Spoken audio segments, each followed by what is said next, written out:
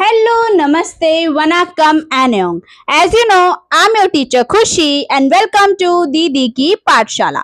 तो जैसे कि आप सभी को पता है कि ये चैनल एक एजुकेशनल और साथ ही साथ एक इन्फॉर्मेटिव चैनल है। तो जो भी बच्चे आज चैनल पर नए आए हैं, पहली बार आए हैं, तो चैनल को सब्सक्राइब कर लीजिए क्योंकि सोशल साइंस के कंटेंट के लिए ये चैनल आपके लिए बहुत ज्यादा हेल्पफुल होने वाला है।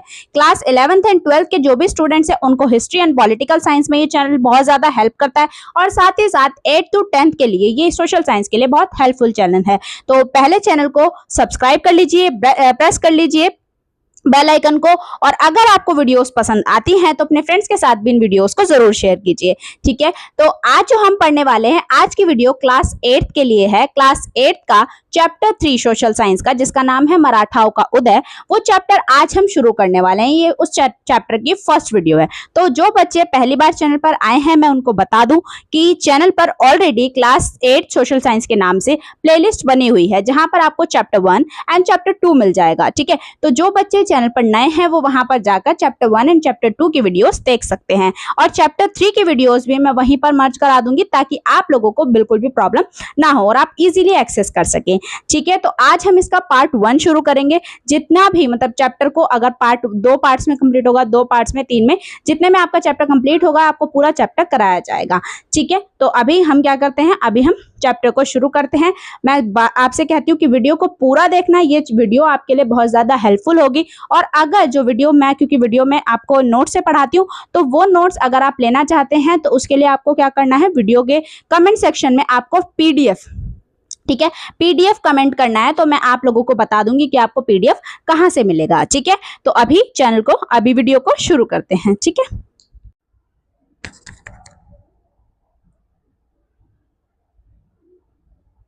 हाँ जी, तो स्टार्ट करते हैं वीडियो को। तो जो चैप्टर है आप लोगों का 8th क्लास का, जिसका नाम है मराठा साम्राज्य का उदय। ठीक है, तो मराठा साम्राज्य का उदय जो ये चैप्टर है, इसमें हम मराठा साम्राज्य के बारे में बात करेंगे। तो जो सबसे पहला टॉपिक है वो है आपका कि मराठा कौन थे और उनका उदय। ठीक है, तो मराठा थे कौन, सबसे पहले उनके बारे में हम जानेंगे। तो मराठा क्या थे, दक्कन के पठार के निवासी थे। ठीक है, दक्कन का जो पठारी एरिया थे वहां के निवासी थे, और जो दक्कन के पठार है वो आज कहाँ पर है, वो आज महाराष्ट्र में है, यानी कि बेसिकली ये महाराष्ट्र के रेजिडेंट थे। तो महाराष्ट्र के रहने वाले। तो कौन सी भाषा बोला करते थे, ये भाषा बोलते थे मराठी भाषा। ठीक है, कौन सी भाषा बोलते थे, मराठी, ये याद रखना, मराठा मराठी। ठीक है, तो मराठा जो थे वो दक्कन के पठार वाले एरियाज में रहते थे, और अगर पूछा जाए कौन सी भाषा बोलते थे तो ये याद रखना आपको कि ये मराठी भाषा बोला करते थे। ठीक है, इसके बाद इनकी ऐतिहासिक पृष्ठभूमि देखें, यानी कि ये कहाँ से आते हैं।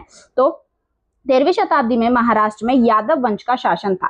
ठीक है, राजधानी इनकी क्या हुआ करती थी, देवगिरी या दौलताबाद। और 14वीं शताब्दी के आरंभ में खिलजी सल्तनत ने या क्या करा, यादवों को परास्त कर दिया, यानी कि खिलजी जब आया, खिलजी सल्तनत जब आई, उसने यादवों को हरा दिया। महाराष्ट्र में पहले किसका हुआ करता था, यादव वंश का शासन हुआ करता था, लेकिन यादव वंश ने क्या किया, यादव वंश जो है वो हार गया 14वीं शताब्दी में, किससे, खिलजी के द्वारा। ठीक है, तो जब खिलजी ने इसको हरा दिया तो अब क्या हुआ कि खिलजी वंश का शासन यहाँ पर हो गया।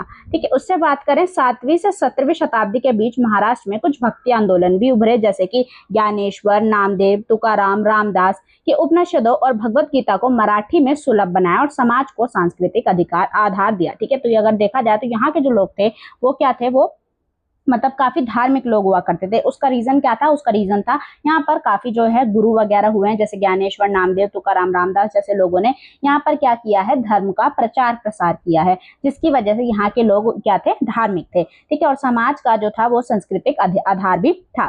ठीक है, तो क्या देखने को मिला हमें इसमें, ऐतिहासिक पृष्ठभूमि की यहाँ पर खिलजी वंश आ गया था। ठीक है, अब क्या होता है, उसके बाद शिवाजी, जो छत्रपति शिवाजी हैं, अगर देखा जाए तो मराठा साम्राज्य की नींव इन्होंने ही रखी है। ठीक है, तो छत्रपति शिवाजी महाराज और स्वराज्य की स्थापना। ठीक है, तो आपको पहले पता है कि दिल्ली सल्तनत के टाइम पे या आपके मुगलों के टाइम पे कोई भी जो ऐसा एरिया था वो क्या था, स्वराज नहीं था। मतलब अगर देखा जाए तो वो खुद अपना शासन नहीं करता था, वो अधीन था, क्योंकि उनके पास 2 ऑप्शन थे, या तो वो उनके साथ मुगलों के साथ युद्ध करें, युद्ध करके हार जाएं या जीत जाएं, या फिर वो खुद क्या कर ले, उनके अधीन हो जाएं। ठीक है, दोनों ही केस में अगर उन्हें देखा जाए तो उन्हें मुगलों के अधीन होना पड़ता है। ठीक है, तो शिवाजी की अगर हम बात करें तो छत्रपति शिवाजी महाराज और साम्राज्य की स्थापना। सबसे पहले इनके जन्म की बात करें तो इनका जन्म कहाँ हुआ था, 1630 में, ठीक है। 1630 भोसले कुल में इनका जो था जन्म हुआ था। इनके पिताजी का नाम क्या था, शाहजी था, और इनकी माता का नाम जीजाबाई था, ठीक है। तो जीजाबाई और शाहजी के यहाँ पे भोसले कुल में, ठीक है, ये मराठाओं में भोसले, गायकवाड़ ये कुल हैं, ठीक है। तो जो भोसले कुल में इनका जन्म हुआ था 1630 में। इनके पिताजी शाहजी और इनकी माताजी जीजाबाई थी, ठीक है। शुरुआती जीवन की बात करें तो पुणे जागीर में जीजाबाई और विश्वस्त अधिकारियों की देखरेख में इन्हें इनकी जो है शिक्षा दीक्षा हुई, और 16 वर्ष की आयु में सैन्य अभियान इन्होंने शुरू कर दिए और दुर्गों पर अधिकार किया, ठीक है। तो ये क्या थे, इनके पिताजी की तो मृत्यु हो गई थी, तो इनकी जो माता है, ठीक है, जिनका नाम है जीजाबाई, उन्होंने पुणे की जागीर पर इनका अपने अधिकारी, जो इनके अधिकारी थे जिन पे इनको भरोसा था इनकी माता को, उन अधिकारियों की देखरेख में इनको शिक्षा दीक्षा दिलाई, इनको सिखाया, ठीक है, इनको मतलब कैपेबल बनाया राजा बनने लायक, ठीक है। उसके बाद क्या होता है, 16 वर्ष की आयु में ये क्या करते हैं, ये सैन्य अभियान शुरू कर देते हैं और दुर्ग बनाना चालू करते हैं। मतलब एक तरीके से देखा जाए तो 16 वर्ष की आयु में ये राजा बनने के लिए तैयार हो जाते हैं, ठीक है। उसके बाद बात करें रणनीति और युद्ध कौशल की, तो रणनीति और युद्ध कौशल की अगर बात की जाए तो ये क्या थे, ये गोरिल्ला युद्ध पद्धति का इस्तेमाल करते थे। गोरिल्ला युद्ध पद्धति मैंने आपको पहले भी बताई थी, गोरिल्ला युद्ध पद्धति क्या होती है।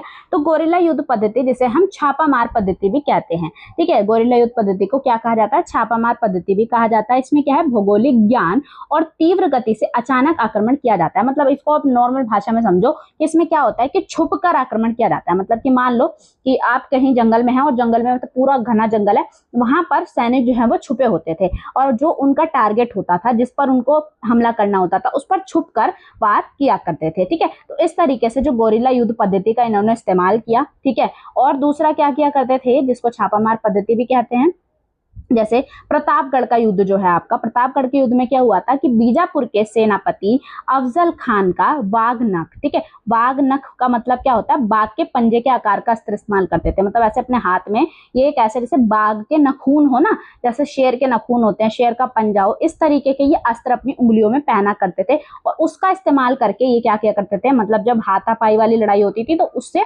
मारा करते थे, तो वो प्रहार बहुत तेज होता था, ठीक है। तो इस तरीके से ये बाघ के पंजे वाले अस्त्र का इस्तेमाल करते थे, जिससे इन्होंने बीजापुर के सेनापति जिसका नाम अफजल खान है उसको मार दिया था, ठीक है। इसके बाद शाइस्ता खां पर हमला किया था इन्होंने। शाइस्ता खान में क्या किया, पर हमला क्या किया, रात्रि में ये क्या करा था इन्होंने, शाइस्ता खां के ये शिविर में चले गए थे, ठीक है। शिविर में अचानक से इन्होंने हमला किया और जाकर क्या किया, उसकी उंगलियां काट दी, ठीक है। इसको आप आधुनिक सर्जिकल स्ट्राइक भी कह सकते हैं, ठीक है। आधुनिक सर्जिकल स्ट्राइक आपने सुना होगा ना, वो उरी मूवी देखी होगी आपने, है ना, उरी द सर्जिकल स्ट्राइक। तो सर्जिकल स्ट्राइक में क्या होता है, रात के अंधेरे में मतलब उनके कैंप्स में या उनके जो भी जहां पर भी सैनिक वगैरह उनको छुपकर या रात के अंधेरे में उन पर वार किया जाता है। तो उस तरीके से यहाँ पर भी इन्होंने किया, किसने, मराठाओं ने, शिवाजी ने किया, किस पर, शाइस्ता खान पर, और शाइस्ता खान की उंगलियां काट दी, ठीक है। तो पहला प्रतापगढ़ का युद्ध जिसमें उन्होंने क्या किया था, वो बाघ नख पहना करते थे, ठीक है, बाघ के नखून वाला अस्त्र जिससे उन्होंने सेनापति अफजल खां को मारा था।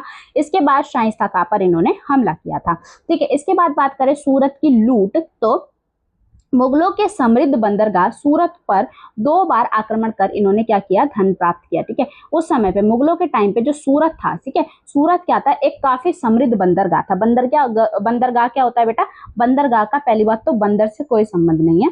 बंदरगाह एक ऐसी जगह होती है जहां पर जहाज खड़े होते हैं, ठीक है। एक तरीके से सी पोर्ट है वो, एक मतलब टर्मिनल है एक ऐसा जहां पर जहाज, जैसे बस का टर्मिनल होता है तो वहां पे बसेस खड़ी होती हैं, जैसे एयरपोर्ट पे बहुत सारे प्लेन्स खड़े होते हैं, सारे प्लेन्स आते हैं, उसी तरीके से बंदरगाह पर पानी के जहाज, जो बड़े बड़े जो व्यापारी जहाज होते हैं, समुद्री जहाज होते हैं, वो खड़े होते हैं, ठीक है। तो सूरत उस समय पर सबसे समृद्ध बंदरगाह माना जाता था, ठीक है। तो उसको इन्होंने लूटा और उससे धन इकट्ठा किया, उस पर आक्रमण करके, ठीक है। उसके बाद अगला क्या है, अगला है इनका पुरंदर की संधि, ठीक है। पुरंदर की संधि क्या थी, जो मुगल सेनापति थे जय सिंह, ठीक है, जय सिंह मुगलों के काफी खास सेनापति थे, उनको इन्होंने क्या किया, मुगल सेनापति जय सिंह से हार के बाद, मतलब अब जय सिंह, जब ये औरंगजेब का उस वक्त शासन हुआ करता था, तो औरंगजेब को जब पता चला कि भाई इस तरीके से शिवाजी नाम का कोई इंसान है, एक नई ताकत उभर रही है मराठाओं के रूप में, तो उन्होंने अपने सबसे कुशल सेनापति जो जय सिंह थे, जो राजपूतों मतलब राजपूत भी इनके अधीन, इनके अंडर काम किया करते थे ना, तो राजपूतों का की तरफ से इनके एक सेनापति थे जिनका नाम था जयसिंह, तो उनको इन्होंने भेजा शिवाजी से लड़ने के लिए। ठीक है, तो अब क्या होता है, जयसिंह जो है वो शिवाजी को हरा देते हैं और यहाँ पर शिवाजी को मजबूरन पुरंदर की संधि करनी पड़ती है। ठीक है, पुरंदर की संधि करनी पड़ती है। उसके बाद यहाँ पर पुरंदर की संधि के तहत शिवाजी को और शिवाजी के बेटे संभाजी को, ठीक है, इन दोनों को क्या कर लिया जाता है, इन दोनों को ही अपने अधीन एक तरीके से नजरबंद कर लिया जाता है। ठीक है, अब क्या होता है, नजरबंद कर लिया जाता है। उसके बाद देखो बताया गया ना अगला कि आगरा से मुक्ति, इसमें क्या है, औरंगजेब द्वारा इनको नजरबंद कर लिया गया था। ठीक है, तो जब इनको नजरबंद कर लिया गया तो शिवाजी को एक आइडिया आया। शिवाजी को लगा कि भाई यहाँ से बाहर तो निकलना पड़ेगा, अगर बाहर नहीं निकलूंगा तो मैं इनको हराऊंगा कैसे या अपनी पावर को कैसे स्थापित करूंगा।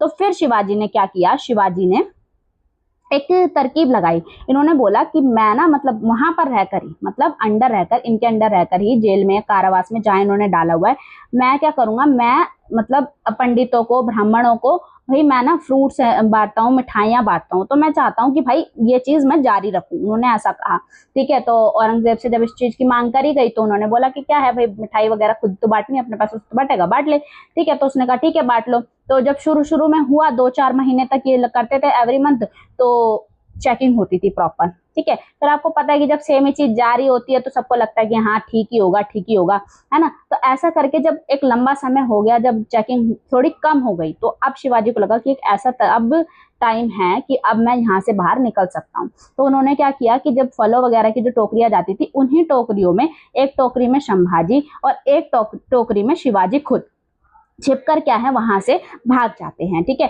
और छिपकर भागकर एक तरीके से वो अपने आप को मुक्त करते हैं और औरंगजेब से मुक्त होकर, ठीक है, वो एक तरीके से मराठा साम्राज्य की स्थापना करते हैं। ठीक है, शिवाजी भी और संभाजी भी दोनों यहाँ पर क्या हो जाते हैं, बाहर निकल जाते हैं उससे। उसके बाद क्या होता है, वो उसके बाद होता है शिवाजी का राज्याभिषेक। तो 1674 में रायगढ़ दुर्ग में यानी कि रायगढ़ के किले में वैदिक विधि विधान से राज्याभिषेक हुआ। किसका राज्याभिषेक हुआ भाई, छत्रपति शिवाजी। अब वहां पहले ये शिवाजी थे, लेकिन अब इन्होंने अपना नाम भी बदल लिया और अपना नाम इन्होंने रखा श्री राजा शिव छत्रपति। ठीक है, तो अब इन्होंने एक उपाधि ले ली श्री राजा शिव छत्रपति की, और यहाँ पर इनका राज्याभिषेक होता है रायगढ़ के दुर्ग में 1674 में। कब होता है बेटा, 1674 में इनका राज्याभिषेक होता है। और इनका नाम जो बदल जाता है, ये जो अपने आप ये उपाधि धारण करते हैं, वो कौन सी उपाधि होती है, श्री राजा शिव छत्रपति की। ठीक है, उसके बाद जब इनका राज्याभिषेक होता है तभी ये एक शक संवत चलवाते हैं, जैसे कि हर एक राजा अपने टाइम पे कैलेंडर टाइप बनवाया करते थे, तो इनका जो है राज्याभिषेक शक संवत प्रणाली इन्होंने उस समय पर चालू कराई जब इनका राज्याभिषेक हुआ। ठीक है, उसके बाद दक्षिण दिग्विजय। अब इन्हें लगा कि भाई उत्तर में तो जा ही नहीं सकते, उत्तर में तो अभी मुगल बहुत ज्यादा अगर देखा जाए तो पावरफुल है और पूरा कंट्रोल इन्होंने करा हुआ है। अगर कोई जगह है जहां पर हम अपना कंट्रोल कर सकते हैं तो वो है आपका दक्षिण का एरिया। ठीक है, तो अब इन्होंने क्या किया, दक्षिण पर दिग्विजय तमिलनाडु और कर्नाटका के भागों को जीतकर सामरिक सुदृढ़ता प्राप्त की। यानी कि अब इन्होंने तमिलनाडु और कर्नाटका के साथ युद्ध किया और यहाँ इन एरियाज को ये जीत जाते हैं। ठीक है, मराठा इन एरियाज को जीतकर अपने अंडर कर लेते हैं। अब क्या होता है, लेकिन अब आता है कहानी में ट्विस्ट, क्या कि शिवाजी जो इतना अच्छा काम कर रहे होते हैं, लेकिन इनका निधन हो जाता है आपका 1680 में। ठीक है, 50 वर्ष की आयु में 1680 में शिवाजी का निधन हो जाता है, यानी कि शिवाजी की डेथ हो जाती है। अब क्या, अब सारी व्यवस्था भाई बदलेगी, राजा बदला है, व्यवस्था बदलेगी, विचार बदलेंगे। ठीक है, तो काम भी करने का तरीका बदलेगा। ठीक है, तो 1680 में 50 वर्ष की आयु में शिवाजी की डेथ हो जाती है और शिवाजी ने एक बहुत बड़ा मतलब एक साम्राज्य जब तक स्थापित कर लिया था। इसीलिए आप देखेंगे तो महाराष्ट्र में शिवाजी को काफी पूजा ही जाता है एक तरीके से। ठीक है, तो एक तरीके से पूजा जाता है शिवाजी को। ठीक है, तो अब हम देखते हैं देखेंगे। अभी तो ये हो गया आपका पार्ट 1। पार्ट 2 जो है हम वो नेक्स्ट क्लास में करेंगे। नेक्स्ट क्लास में इसको कंप्लीट करने की कोशिश करेंगे अगर हो जाएगा। ठीक है, तो जैसे नहीं भी होगा तो देखते हैं पार्ट 3 कर लेंगे, लेकिन अभी के लिए इस वीडियो को यहीं पे खत्म करते हैं। तो थैंक यू, मिलते हैं नेक्स्ट वीडियो में।